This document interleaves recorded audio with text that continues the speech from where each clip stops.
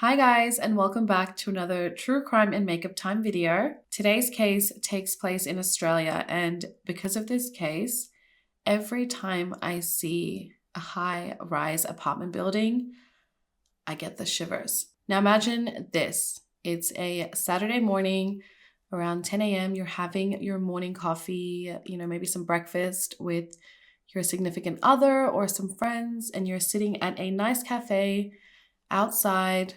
There are high-rise apartment buildings next to you, and you're overlooking some beautiful greenery at the park across the road. This area of town is usually very busy, very loud, but today it's extremely peaceful and quiet. Something catches your eye, and you look over at the high-rise apartments, and you see something being thrown from a balcony high up. Now, it's really high up, so did someone throw a garbage bag? Luggage? It then hits the ground. Loads of people gather around to see what was thrown. It wasn't a garbage bag. It was a body, and it belonged to Lisa Harnum. Before we get into it, if you're new here, my name is Zara, and I post a new true crime video every single week. So if you want to see more, definitely leave a comment saying hi, and please make sure to subscribe. It would mean so much to me. Before we dive in, I wanted to thank today's sponsor, Relatable. You may already know them from their super fun party games like What Do You Meme, Let's Get Deep, and new phone, Who Dis.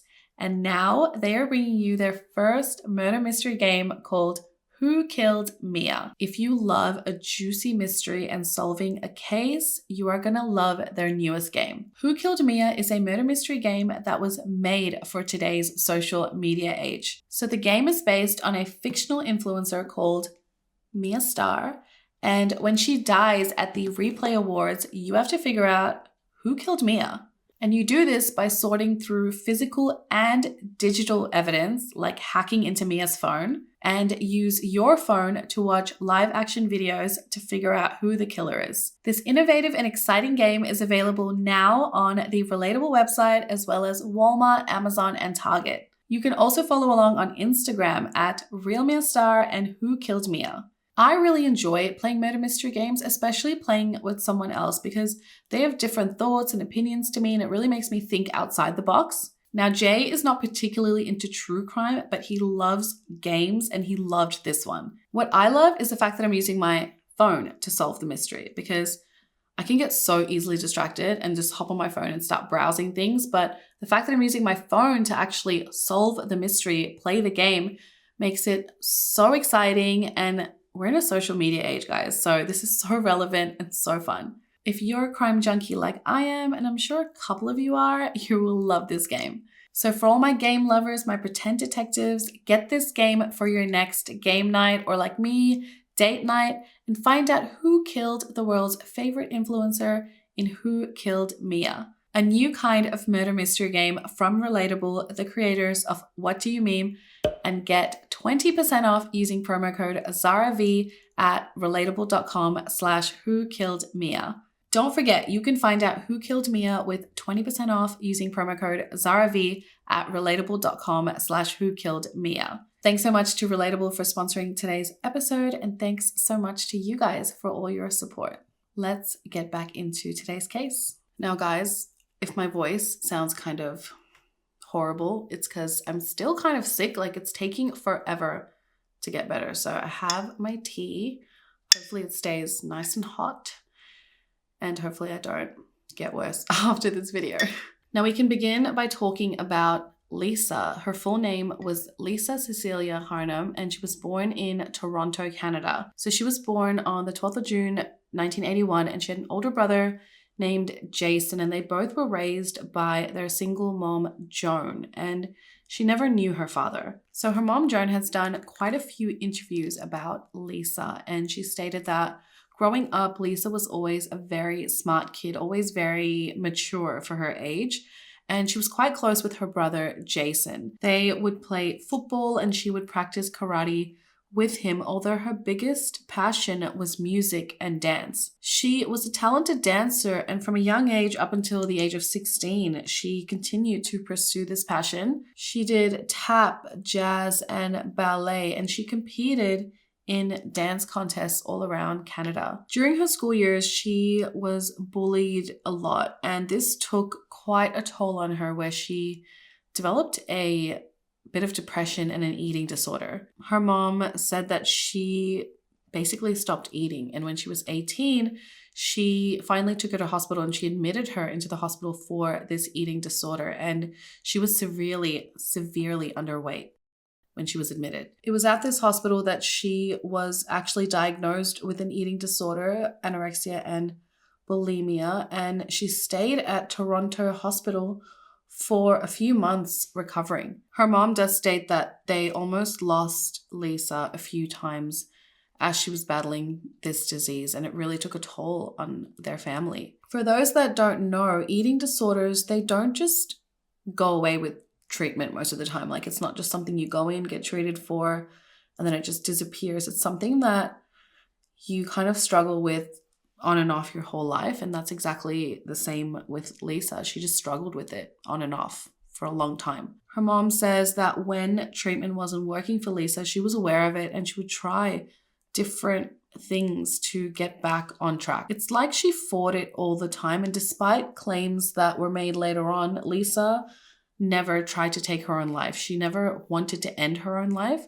She loved her life and her family. As Lisa grew up, she began working in the perfume department of this big department store in Toronto called The Bay. And she actually became really good friends with her coworker, Gittany Romano. They were instantly close and they loved to go out clubbing and going out dancing, and they really bonded over that. They would go out all night till early in the morning. Gittany says that Lisa never drank, like ever, and she just really loved to dance. Lisa was extremely close with her mom, Joan, and she told her everything. And on the days when her and her friends would come back to her place after clubbing, it was like 8 in the morning, they would all sit around Lisa's dining table and tell her mom, Joan, everything that had happened the night before, while Joan would make breakfast for all the girls. Lisa would even say to her mom, Joan, Mom, I tell you everything. My friends, they don't tell their moms everything. And it's true, they were just extremely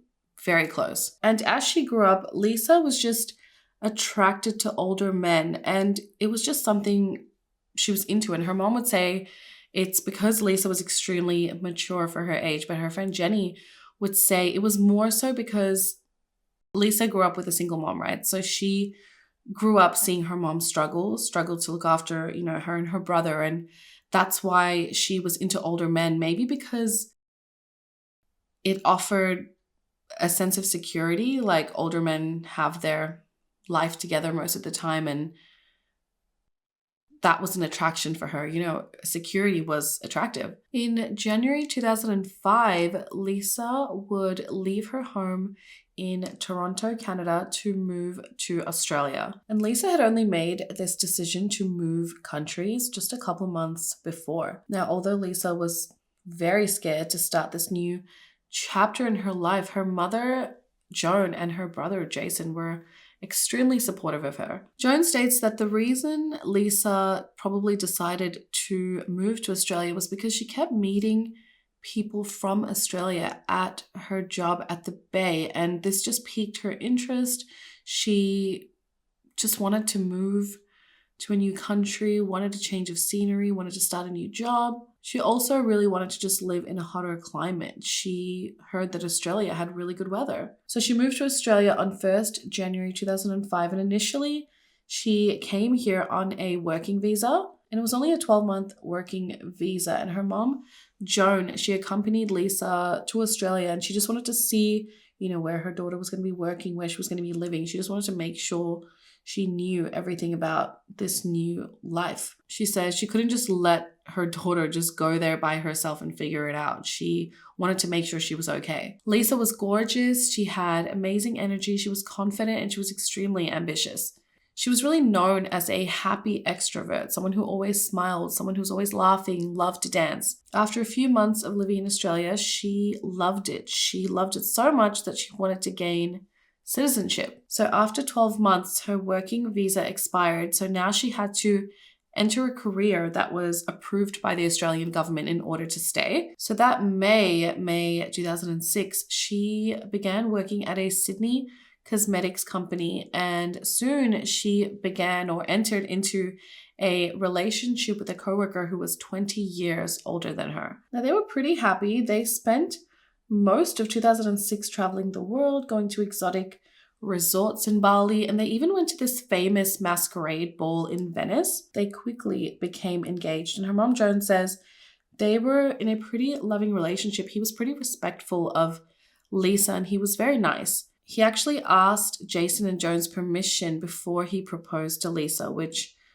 that's really nice. But they were only engaged for a little while before their engagement and soon relationship broke off. And this was mainly due to this large age gap. In 2009, Lisa began working at the Australian Hair and Beauty College in Sydney, and she loved it. She loved the makeup, the hair, the fashion aspect of everything. So she did really well over here. During this time, she began actually dating a married man. And for Christmas that year, her mom comes down to Australia to spend time with her. And she asks her, like, Lisa, do you really want to be doing this? Do you really want to get yourself into this type of relationship? And she tells her, like, I don't think this is a good idea. And basically, after her mom goes back to Toronto after the holidays, Lisa ends things with this married man. But before they would break up, this married man, this ex-boyfriend, would introduce Lisa to another man,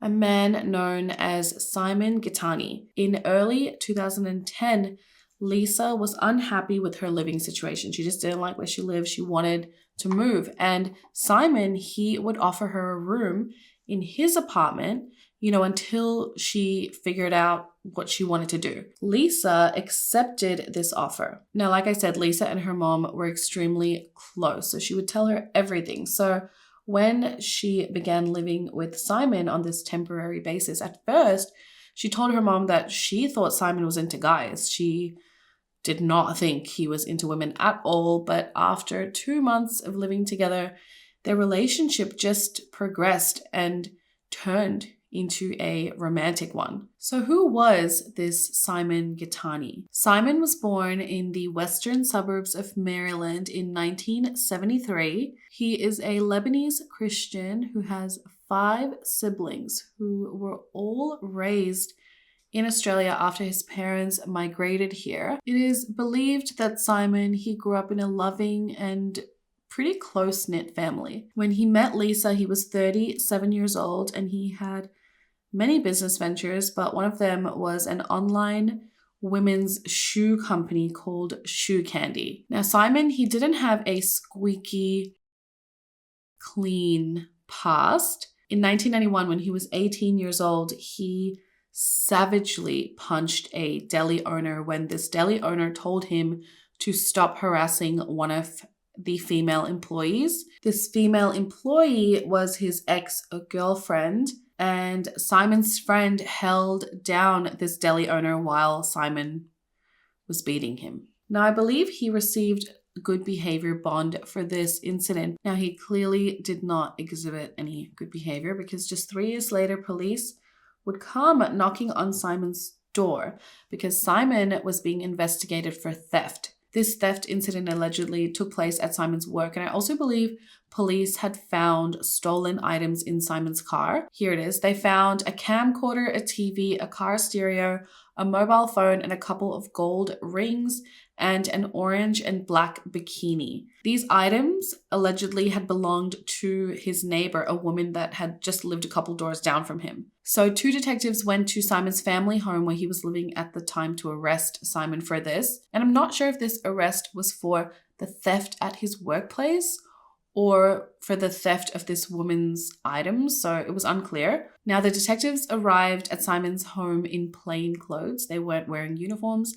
And when they tried to serve this arrest warrant on Simon, things just went wrong. The next thing the detectives know, one of them gets hit over the head by Simon, and then another one gets hit by like a boombox or a stereo by one of Simon's family members, either his mother or his sister. So a struggle ensues, and then this detective, he falls on top of Simon on top of a bed. So Simon's on the bottom and the detective's on top of Simon, and they're struggling. And then before he knows it, the detective feels his ear in Simon's mouth, like in between Simon's teeth.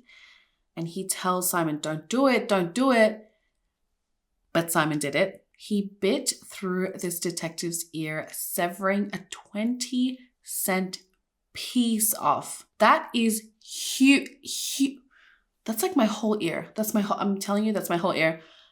I'm going to get you a 20-cent piece. Hold on. Okay, I got one, and it's not as big as I thought. Maybe they were bigger back in the day, but look, it's about that big. That's pretty, okay, it's not my whole ear. What am I thinking?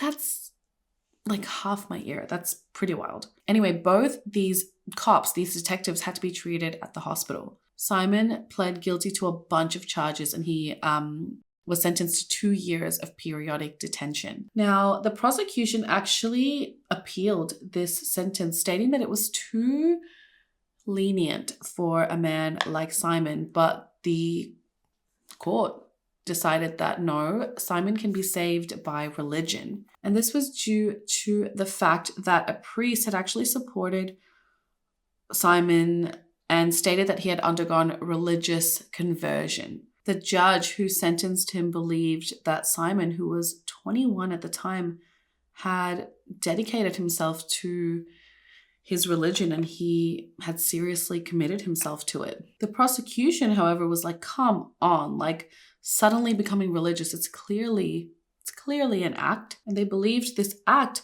was for the specific purpose of getting a lenient sentence. But the court was like, no, he's a good young man with a stable upbringing. You know, this priest is supporting him. So no, they believed that Simon was genuine. So for 18 months, Simon genuinely left Australia to stay at a monastery east of Paris. He prayed for 7 hours a day, ate his meals alone in his little cell. So he's a changed man now, right? But no, because Simon left the monastery after 18 months because he could not commit to a life of celibacy. So Simon, he went back to the good life, living it up in Sydney, but in 2001, Simon was caught again, this time for being involved in the supply of drugs. Now, he was pulled over in his Porsche and they found 52 tablets of ecstasy, as well as loads of cash.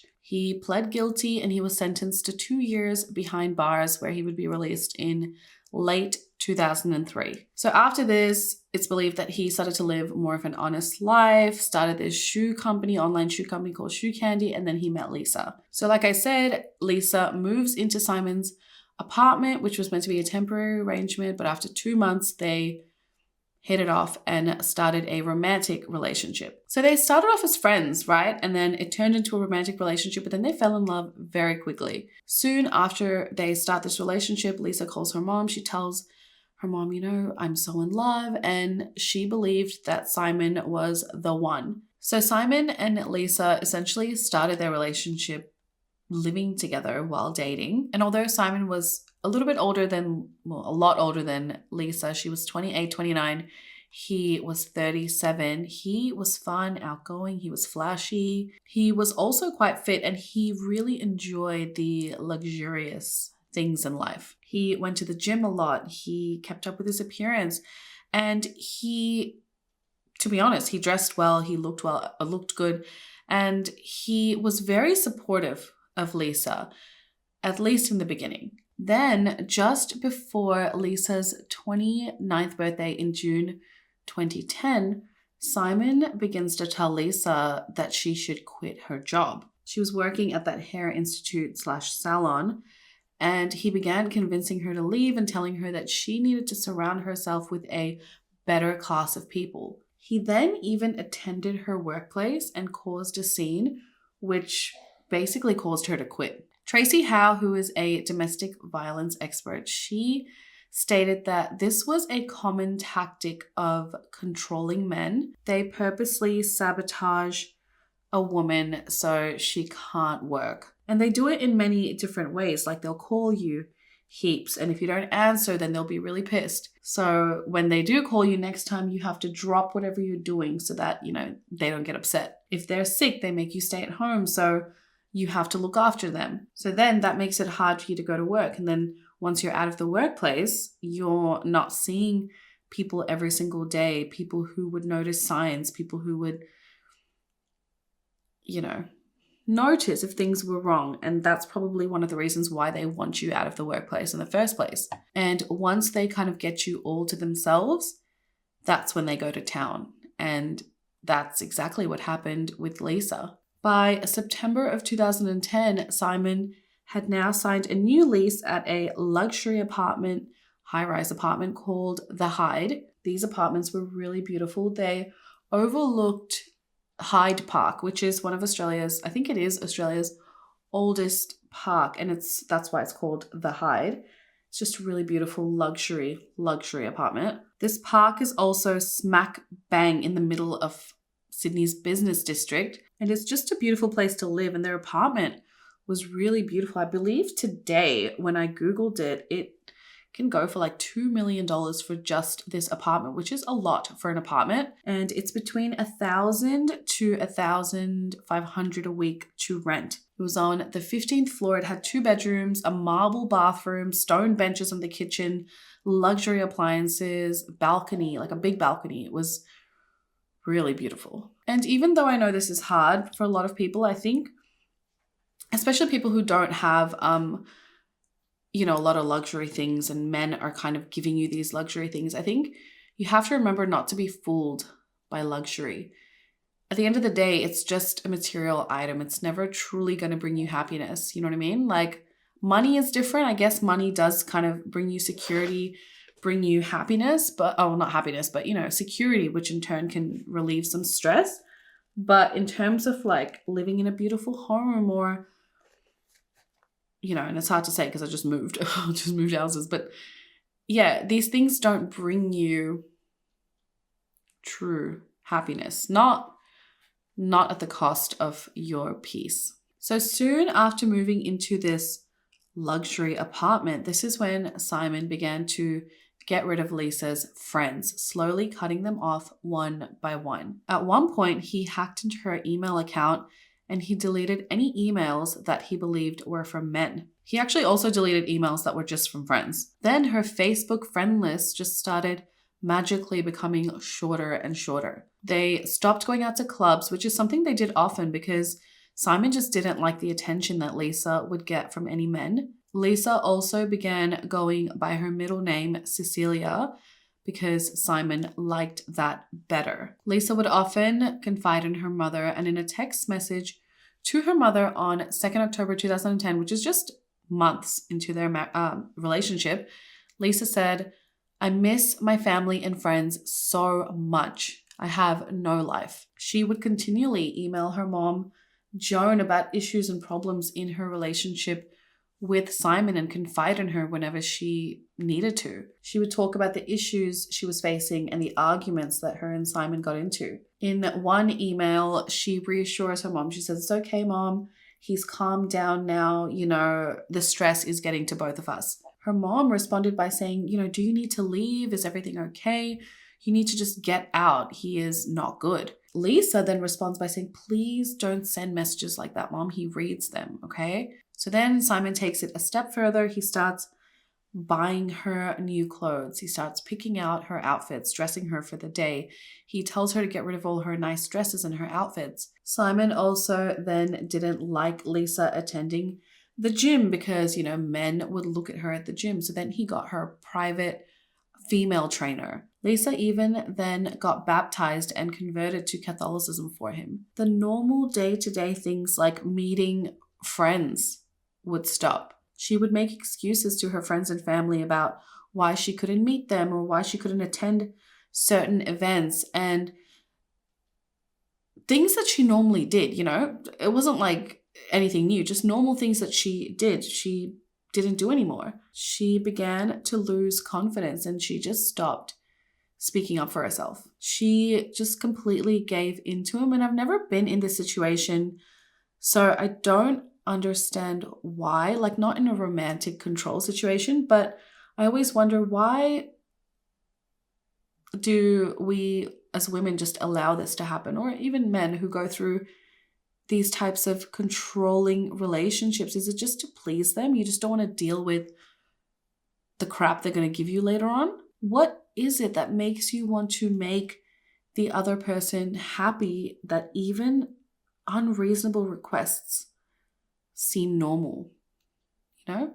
Do they mind fuck you so bad that you completely lose yourself? I know it's common for men, or certain men, women, to prey on, certain types of people. Is that it? Because Lisa and Simon were only together for months at this stage. Does living together just progress the relationship that much faster? So you feel like you know this person so much better, so you want to just make them happy because you want to be with them? Or was Simon just a master manipulator? Lisa loved Simon, but she didn't want to live a life like this. This relationship was quickly progressing into the type where she could not do anything without Simon's permission. She had no career, no friends, no hobbies, no life. In December 2010, Lisa returns back to Canada to attend a friend's wedding. And she actually arrived after the wedding because Simon did not like her being at huge events like a wedding. He was jealous, insecure, possessive. And Lisa, she wanted to accommodate his needs and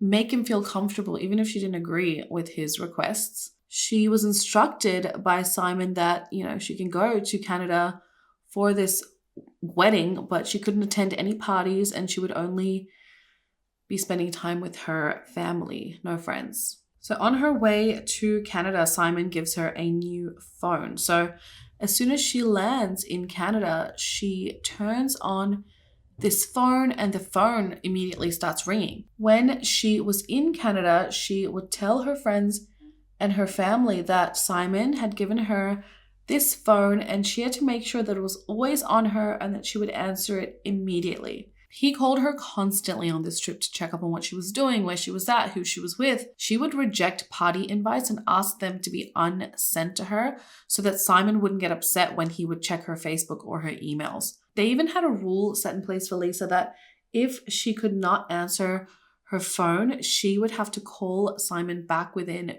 2 minutes. He managed to control her from a whole different country. When she was in Canada, I believe when she got there, he sent her this text, and I'll read it to you. He said, "Please don't let any guy talk to you, and please don't look at any guy, as your eyes should only gaze on me, the one." And reading it, just quickly reading it, I can see how some people may find that to be quite romantic, but her friends were shocked that she was even with a guy like Simon. She didn't even look like herself. I mean, she was beautiful, but she didn't look like her normal self. Her hair was always tied back in this slick bun. She never wore it out. She always wore black. She always wore pants and covered up tops, really plain clothes, and she no longer wore makeup. Now, during this trip, she also made a comment to her mom saying, "How does Simon always know where I am?" And her mom was like, "I think he has your phone bugged, babe. That's the only way." And Lisa, she just brushed this off and she said, "There's no way that Simon would do that." Now, little did Lisa know, Simon did in fact install spyware and tracking software on Lisa's new phone. This new phone that he had given her right before she went to Canada. This allowed him to know where she was at all times, what she was doing, because he could read all her texts and emails. So I said she visited Canada in December for this wedding, but I also read a couple reports that she actually went to Canada twice in 2010. One was for a wedding and one was to spend time with her family during Christmas. So maybe the wedding wasn't in December, but she went to Canada for this wedding. But then in December, she went for Christmas to spend time with her family. And I don't know why he didn't come with her, given that they're dating, but maybe she didn't want him to meet family, that quickly. But it was during this visit that her friends and family really noticed a huge change in Lisa, a big one. During this trip, they actually begged Lisa to stay in Canada, to just not return back to Australia. They told her, you seem so different. You don't seem happy. Just stay here. You don't have to go back to Australia. He's in a whole other country. But Lisa chose to go back to Simon. But her friends and family, they knew something was up and they couldn't really stop her. And this is because the level of control that Simon had over Lisa was just undeniable. Now, we don't know what he was doing, to show her that this behavior was okay because, he loved her and he was doing all of this because he loved her. We don't know. We weren't there. He would make her feel like all the arguments they were having were her fault. She thought it was up to her to change to be exactly what he wanted. It was her job to become the woman of his dreams. Now, another interesting part of this case is that they used to film themselves together a lot. And at first I was like, were they on YouTube? Were they vlogging? But no, they just liked to film themselves. They would just share what they were doing and like talk and chat and just film themselves on their phones. It's almost like a video diary, almost like Lisa intentionally did this. So on 10th June 2011, now this is like 6 months later, she secretly records a conversation between her and Simon that took place in bed. So it's late at night, they're in bed, and I'll try and share what was going on. Now, a lot of people only play a couple snippets of this conversation, and then people argue, saying that, it's taken out of context, and this very easily can be taken out of context because you need to listen to the whole thing. You need to understand what happened before and after this conversation. So I will leave the link below for the entire recording so you guys can, make up your own mind. And if you do listen to the whole conversation, leave your thoughts down below. I want to know what you guys think. But basically in this recording, Lisa sounds like she's really upset. She sounds like she's worried and just almost trying to communicate that she's unhappy. But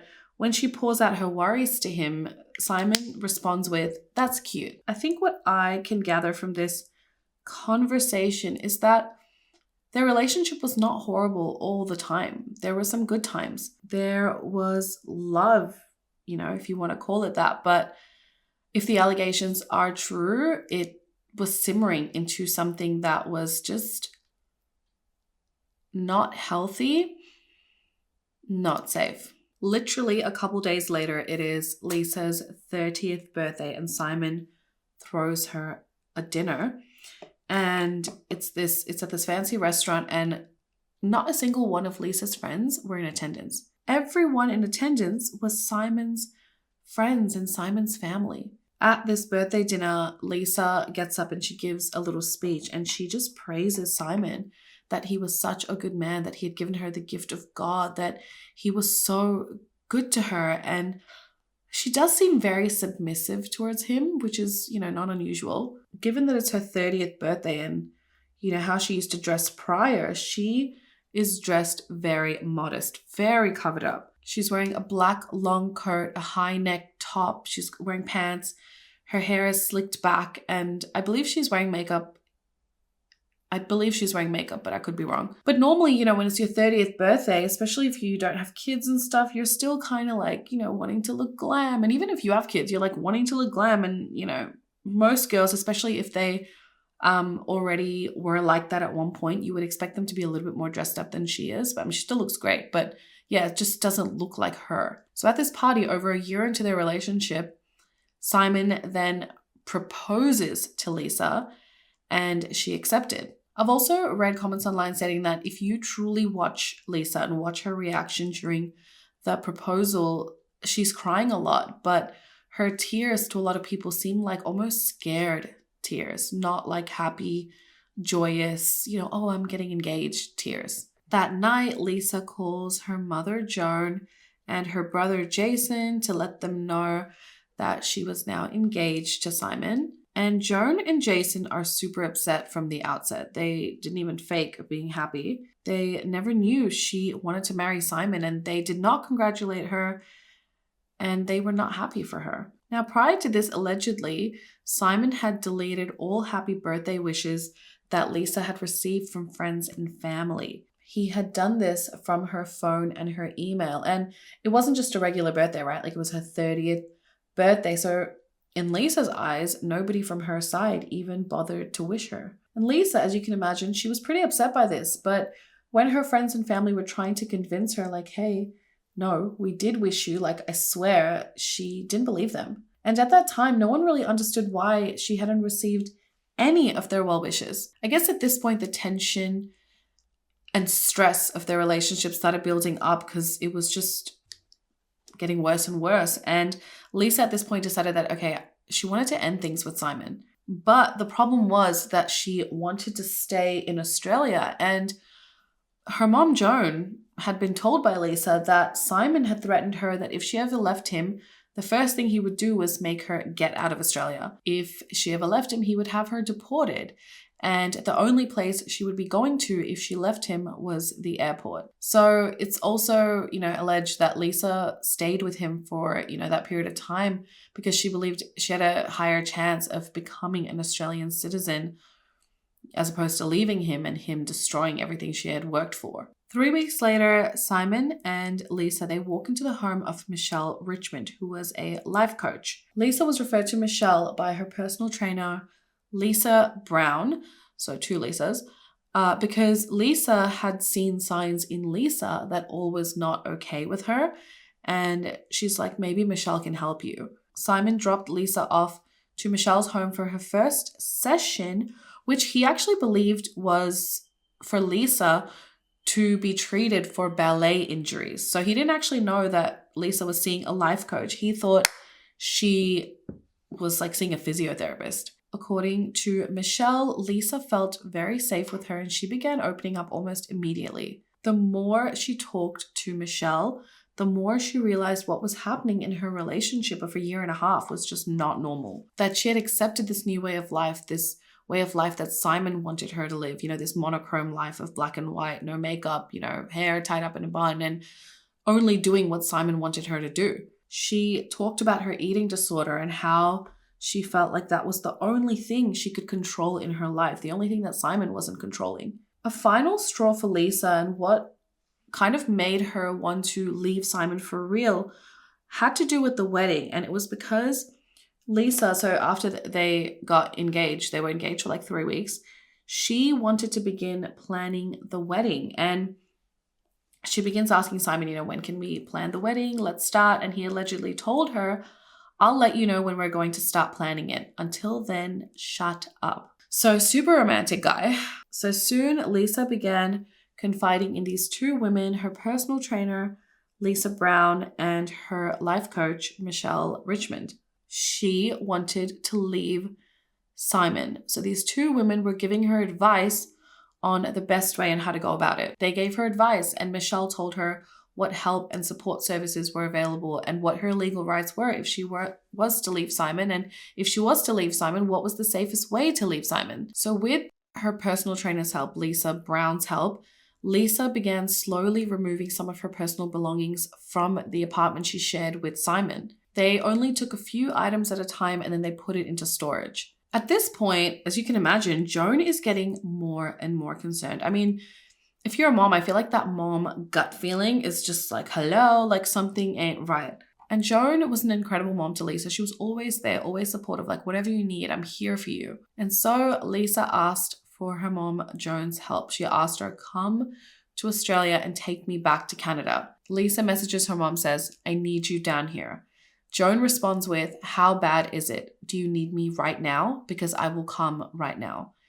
And she then informs Lisa about her work. She needs to inform her work that she's going to be leaving to come to Australia to help her daughter. So Lisa tells her, it's okay, I can handle it for a couple more days. Simon then finds out that Lisa has been removing some of her personal belongings from the apartment, and he lost his shit. He then messages Lisa Brown, the personal trainer, and Michelle Richmond, and tells them to stay away from Lisa. He sent a message to both of them from Lisa's phone, pretending to be Lisa, stating that Lisa never wanted to see the 2 of them again.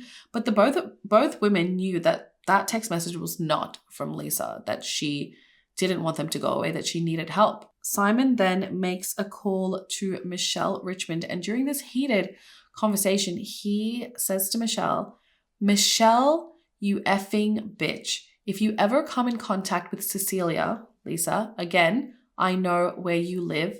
I will effing harm you. And Michelle was genuinely afraid. He did know where she lived. And if you just watch his demeanor and the way he might come across to people, he does seem very threatening. At this point, when Simon found out about, how she was removing her personal belongings and stuff like that, like she was being very secretive about it. And she was like, how the hell does he know everything I'm doing, every step I take, every move I make? That's a song. She was just like, how does he know everything I'm doing? Everything. So she started to look around the apartment, and then she decides to hop onto Simon's computer. On his computer, she finds a software program installed. This program allowed Simon to see every call, every text message, every email, every airline booking that Lisa made. He was tracking her every move. She was officially done with Simon. Lisa knew she couldn't wait any longer. She couldn't wait for her mom to come down, to come and get her. She had to leave, just grab her bag and leave. So on the morning of 30th July 2011, she planned to do exactly that. I believe her mom was in the process of booking her a flight that very day to get out of Australia back to Canada. Early that morning, with the bag packed, Lisa hid in their luxurious marble bathroom, and she calls her mom, Joan. She sounded panicked, but this is how the conversation went. Mommy, I just want you to know that I love you and Jason with all my heart. What's wrong? Asked Joan. Mommy, if anything happens to me, please contact Michelle. Lisa then insisted that her mother take down Michelle Richmond's details, the life coach who she had been confiding in for the past few weeks. And she asked her mom to read the details back to her to confirm, you've got Michelle's number, right? And her mom says, what the hell is going on? And she just says, Mommy, it's okay. I'll call and talk to you as soon as I can, however I can. Now, at that same time, Simon was trying to log onto his computer, and he noticed that the password had been changed. He was annoyed by this, but according to him, he didn't do anything about it. He just watched some porn instead. Later on, after a while, he asks Lisa what happened, who changed the password to my computer. Lisa responds with, I changed the password because I don't trust you. It was then that she confronted Simon about his monstrous breach of trust. Lisa then tells him, I've packed a bag and I've booked my flight. I'm out of here. And Simon, he then challenged her. So Lisa grabs her bag, her handbag, and she runs to the front door. And there was a spy camera installed that Simon himself had installed, and it was near their front door, and it captures this image. Simon chases after Lisa, grabs her, places his hand over her mouth to prevent her from screaming to the neighbors for help. 69 seconds after this image was captured, Lisa Harnum would be laying dead on the sidewalk beneath them. Lisa had fallen 15 stories down to her death. Witnesses on the scene rushed to her side to offer her aid. One of the witnesses was Dr. Angus Gray. He was an orthopedic surgeon, and he was driving past when he saw this commotion on the sidewalk. So he gets out and he approaches Lisa. He tries to resuscitate her with chest compressions, but he realized it was too late. Joshua Rathmel was another witness, and he was actually walking through Hyde Park, the park opposite their apartment. He was on his way to work when he heard deranged screaming coming from a male voice. He states, my attention was drawn to the Hyde apartment building, and I saw a man with no shirt on holding what at the time I thought was black luggage or a black large object. I then see the man unload the object off the balcony in a fluid-like motion almost. I then saw the man go straight back inside the apartment. There was no hanging around on the balcony. This man is alleged to be Simon Gittany. Simon then emerges from the Hyde apartment building wearing a white t-shirt and red striped pajama pants. He runs to the pavement where Lisa was laying From a distance, he observes her and then he approaches her yelling, "Come back, baby, come back to me." A 15-story fall. There's no surviving that. The police arrive on scene. Simon quickly tells them his version of events, and he tells them that they had gotten into an argument, that she became hysterical, and she had leaned over the balcony. He goes on to say that he tried to save her, but she slipped over and fell. Now, meanwhile, her mom, Joan, is expecting Lisa to be back, on this plane coming back to Canada. Joan was frantic. She was trying to reach Lisa since that call that Lisa had made to her earlier that morning. Joan just kept calling and calling and calling, saying, "Simon, are you there? I need to talk to Lisa. Just let me talk to Lisa." She doesn't hear back, and she just knew immediately something was wrong. And she gets a call later on that night to confirm what she had suspected all along. At first, Joan thought it was actually Lisa calling her, but it wasn't her. It was the Toronto police, and they were outside her building, so she buzzed them into her apartment, and immediately Joan screamed, "He killed her." Her family was notified of her death, and immediately her family just knew that Simon had killed Lisa for attempting to leave their relationship. They were just devastated. Now, the trial, honestly, was a shit show. It was all over the news, and by that time, Simon had a new girlfriend.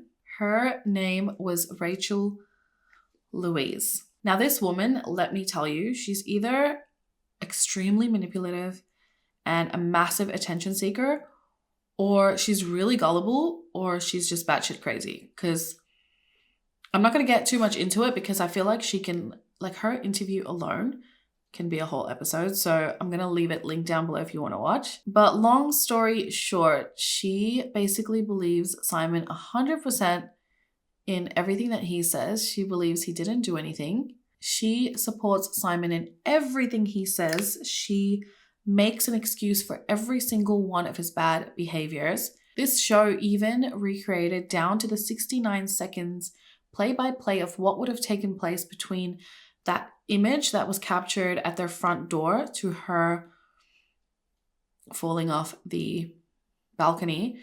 I recommend you guys watch it if you're interested in this case, but everything that they say that she literally has an answer for. She literally has an excuse for. She tries to explain things. When Simon was caught with drugs in his car prior to Lisa, it actually wasn't his drugs, it was his friend's drugs. And now is he guilty by association because he's, driving with a friend who has been dealing with drugs? And then when asked about whether, Simon could have pushed Lisa off the balcony, she's like, well, how? Simon's only this tall. And then how can they actually, Simon can't even pick up Lisa. Lisa's too heavy for him. It's just all these excuses really. But at the same time, if you watch that play-by-play of how they try to show whether Simon could have pushed Lisa off the balcony, it's a bit kind of makes you question it. Now, the defense and the prosecution have two very different versions of what actually took place that day. Simon's lawyers claim that when this argument took place about the computer, Lisa runs out of the apartment and she's like, "Help me, God, help me." And Simon goes and he grabs her and he brings her back into the apartment. And the reason why he did this was because it was extremely embarrassing for him to, have her do this. The neighbors could hear, and he was embarrassed of her behavior. So he brings her back into the apartment. He sits her down on the couch, and then he walks over to the kitchen where he wants to make a cup of tea. As he's making the tea, he looks up at Lisa and he sees her run from the couch towards the balcony. He chases her, but by the time he got to the balcony, she was over the glass balustrade and her left leg was the last part of her to go over. He sees her hanging on the awning of the balcony. He says they look into each other's eyes, and then in a split second, she's gone. Now, Simon does admit that some of his behavior can be controlling or seen as controlling, but he claims it was merely to protect Lisa, because when she drank, she became too flirty with men. And the defense would then use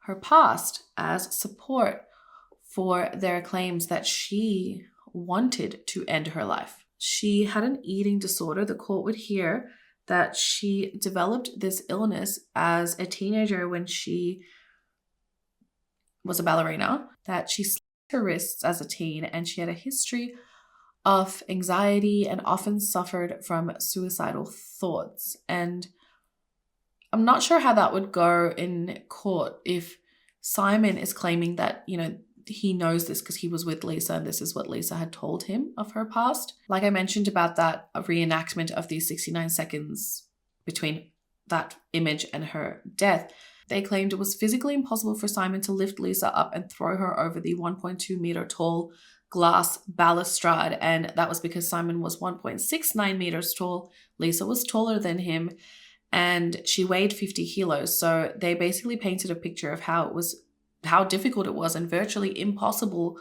for someone his height to do. But if you're strong enough, but I don't know, 50 kilos is not very, what is that, like 100 something pounds, like 110 pounds? I don't think that's too heavy for a man to lift. The prosecution, on the other hand, painted Simon out to be extremely controlling, manipulative, and destructive towards Lisa, that he was not satisfied with her even having a tiny bit of freedom, a tiny part of her life that he didn't know about or control. He needed to know everything, control everything. That her isolation was exactly what he wanted, what he sought out to do from the start. Their claims were, once that image was captured of Simon and Lisa with his hand over her mouth at the balcony, that once that took place, he rendered Lisa unconscious. He knocked her out before dragging her to the balcony and then throwing her over. They claim that he did this in a fit of rage. Simon's team argues that this doesn't make sense because there was no wounds on Lisa consistent with being rendered unconscious, no blunt force trauma, no injuries to the face. But an expert did claim that with sufficient pressure on Lisa's neck, he could render her unconscious. But then I also heard that would make throwing her over the balcony that much more difficult because she was now dead weight. She wasn't fighting back and he pushed her over. But again, in a fit of rage, anything is possible. During her autopsy, Lisa was found, with a broken back, broken ribs, and a broken leg. And the most telling part of this is that Lisa had a note in her pocket that was ripped to tiny pieces. And when they put the pieces of this note back together, it was written in Lisa's handwriting.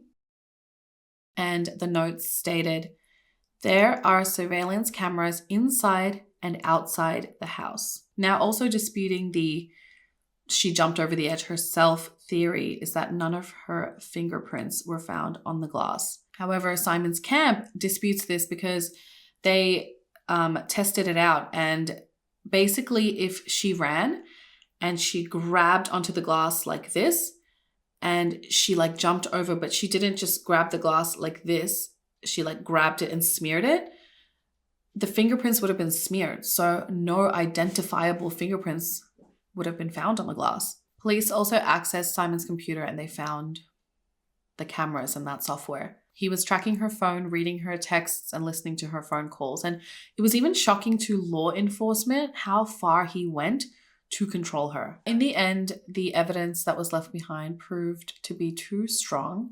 The chilling video of her face in those final moments as she struggled against Simon, the CCTV footage of Simon going down in the elevator and he seems so agitated as he's, waiting to see his fiance's dead body on the pavement.